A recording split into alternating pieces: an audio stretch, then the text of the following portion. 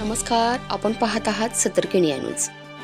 सातारा तालुक्यातील सासफळे गावातील 13 वर्षीय कुमारी आर्या सागर चव्हाण या चिमुकलीच्या हत्येच्या घटनेबद्दल डॉक्टर सौ ऐश्वर्यादेवी याज्ञसेन पाटणकर यांनी सातारा तालुक्यातील या चिमुकलीच्या घटनेबद्दल त्यांच्या कुटुंबियांना भेट दिली आहे आणि ही हृदय पिळवटून टाकणारी घटना घडली। या निर्दयी घटनेने प्रत्येक संवेदनशील मन हादरून गेले आहे, असंही डॉक्टर ऐश्वर्यादेवी पाटणकर या भेटीदरम्यान म्हणाल्या।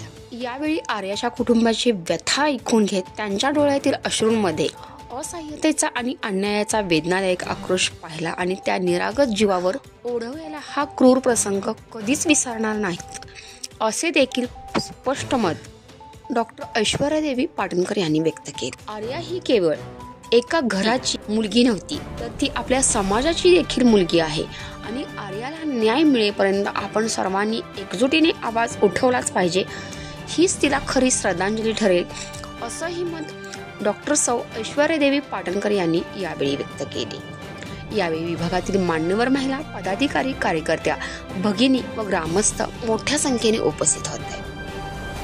आणि या संपूर्ण महत्त्वपूर्ण अपडेटसाठी सातारा जिल्हा प्रतिनिधी दत्ताबाई दंडेसह संतोष जगदाळे, सतर्कणी न्यूज, सातारा, सासफळे।